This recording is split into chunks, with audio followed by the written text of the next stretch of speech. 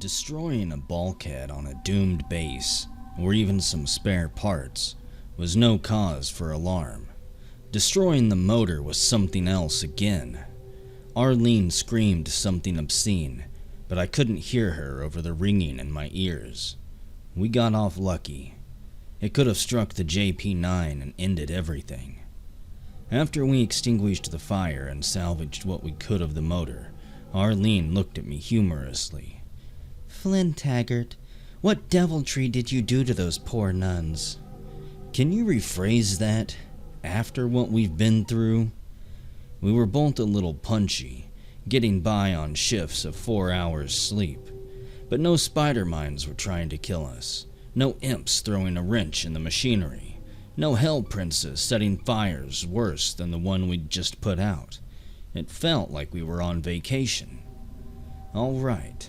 To fill in a bit, an imp is what we dubbed the brown, spiny, leathery alien that throws flaming balls of mucus.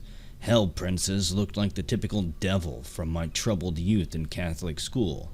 Red body, goat legs, horns, and they too threw something noxious that killed you real dead.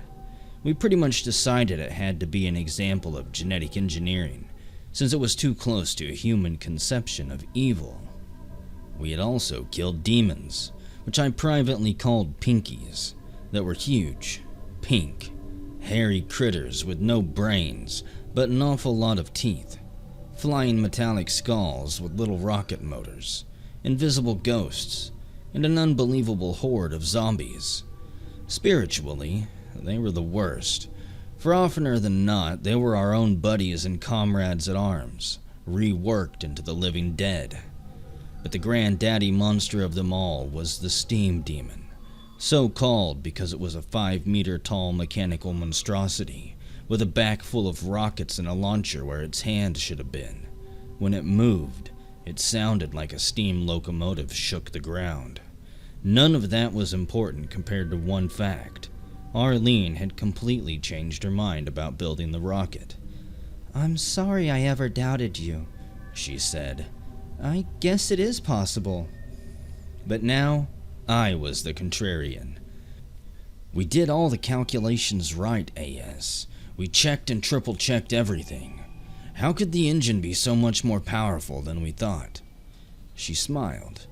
"Because they obviously deliberately understated the capabilities in the technical literature, probably for security reasons.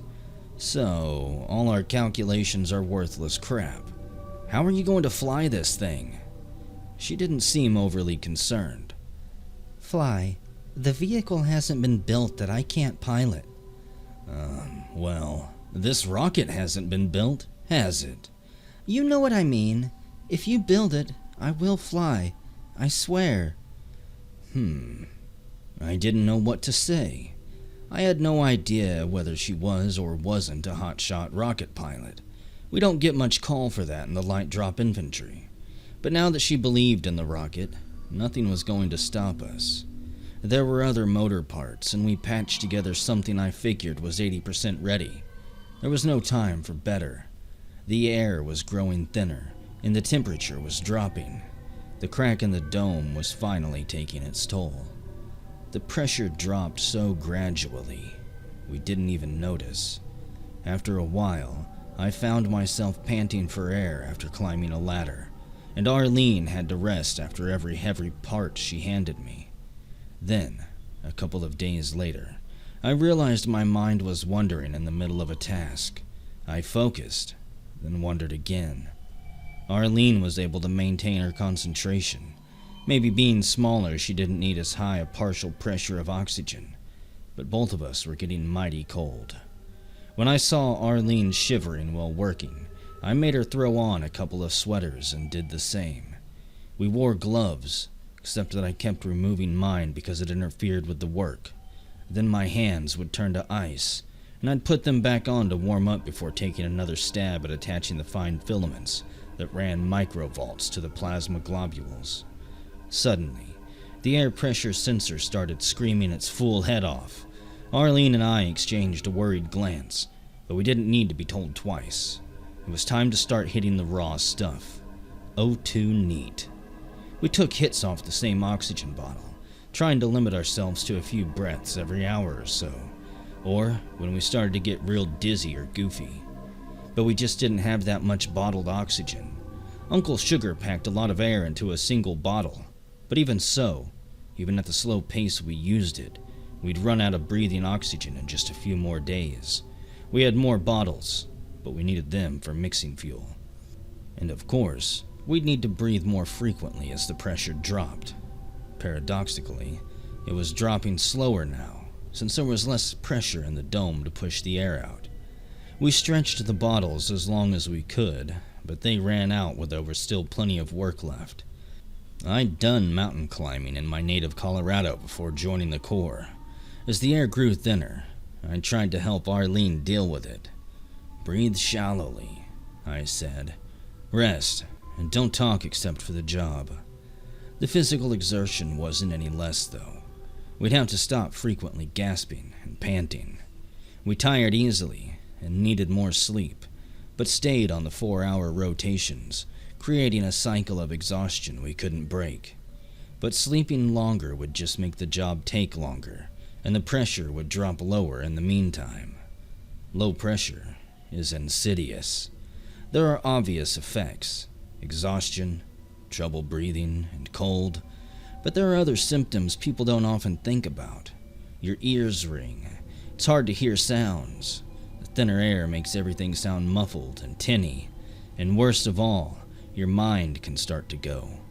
Our brains are built for a certain barometric pressure, and if it's too high or too low, we start getting strange. Or in Arlene's case, hallucinogenic. "Pumpkin!" she suddenly screamed, waking me after 2 hours of my allotted 4. She grabbed a bump-action riot gun and pounded a shot over my head so close it made my skull vibrate. Pumpkin was our name for the horrible, floating alien heads, mechanical, I think, that vomited ball lightning capable of frying you at 50 paces. I threw myself off the table we used as a bed, figuring the vacation was over. The aliens had found us at last. But when I dropped to my knees, Sig Cow rifle at the ready, all I saw was the dark hole in the wall left by my overly enthusiastic motor test of a week ago. Arlene ran down the passageway ahead of me, firing wildly, firing at nothing.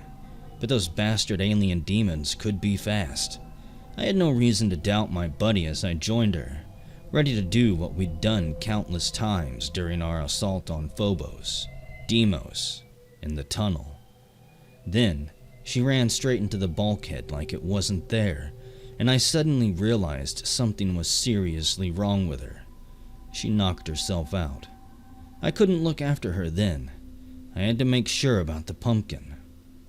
Knuckling the residue of sleep from bloodshot eyes, I ran like a mother down the corridor, eyes left, right, not wasting a shot but ready for the enemy. For an instant I thought I saw a flying globe and almost squeezed off a shot, but it was a trick of peripheral vision, just a flash of my own shadow. A cul-de-sac at the end of the corridor finally convinced me that there was no freaking pumpkin. I stood for a moment, desperately trying to get non-existent air into my burning lungs. Then I returned to Arlene, who groaned and panted as she started coming to. "Pal, honey, I hate to do this, but I've got to relieve you of your weapon." She stared uncomprehendingly. "There was no pumpkin," I explained. "You're suffering from low-pressure psychosis." "Oh, Jesus," she said quietly. She understood. Sadly, she handed over the scattergun and her AB-10 machine pistol. I felt like the bottom of my boots after walking through the green sludge. You don't relieve a Marine of his weapon. Not ever. By doing so, I'd just effectively demoted her to civilian. And the worst part was, even she realized now that she'd been hallucinating. She was crying when we walked slowly back to the vehicle assembly room, aka the hangar. I'd never seen Arlene cry before, except when she had to kill the reworked, reanimated body of her former lover Dodd. "Hey," I said a few hours later, "can't we electrolyze water and get oxygen?" Arlene was silent for a moment, her lips moving. "Yes," she said, "but we'd only get a few breaths per liter, and we need the water, too, Fly." Oh. Not for the first time, I wished I knew more engineering. I vowed to take classes when we made it back home, if there even was a back home anymore. I started having unpleasant dreams, so I didn't mind giving up more of my sleep allotment. It was always the same dream, actually. I loved roller coasters as a kid. They were the closest I could get to flying in those days. I lived only 5 miles away from a freestanding wood frame monster. I thought I would love nothing better, until they built a tubular steel 8-loop super coaster. I'd never been afraid on the old roller coaster. With all the courage of an experienced 10-year-old, I'd sit in the car as it slowly reached the top, the horizon slanting off to my left, and pretend it was the rim of a planet and I was an astronaut. As it went over the top, plunging down a cliff of wood and metal, I made it a point of honor not to hold on to the crash bar. I was too grown up for that. I was always interested in how things were put together and how they worked, so I asked about the new roller coaster. A man who worked at the amusement park told me stuff he wasn't supposed to say, stuff he knew nothing about how the forces generated could snap a human neck like rotten cordwood, how the auxiliary chain that gave the car acceleration had a lot of extra strain on it for an 8-loop ride. As I started up the first hill of the new ride, I thought about what I'd learned. I didn't know it was all bogus crap made up to impress a 10-year-old.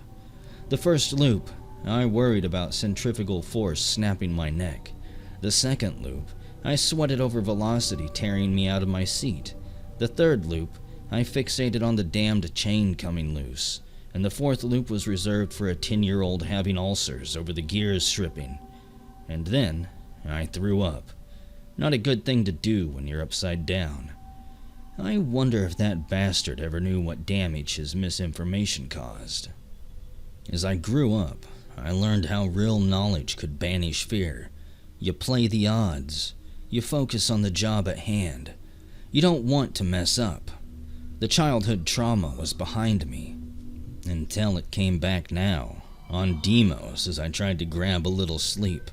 Instead of rest, I was back on that 8-loop metal monster, and now it turned into the arms and legs of a steam demon.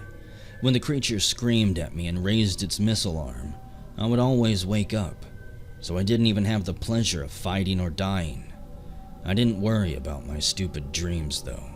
It sure beat fighting the real thing. Besides, I was getting off easy compared to Arlene. I knew things were bad when I tried to wake her up and she stared with unblinking eyes, not seeing a damned thing. I realized she was still asleep. I'd read somewhere that it's risky to wake a person from a trance state, and I didn't require medical training to know Arlene was somnambulist city.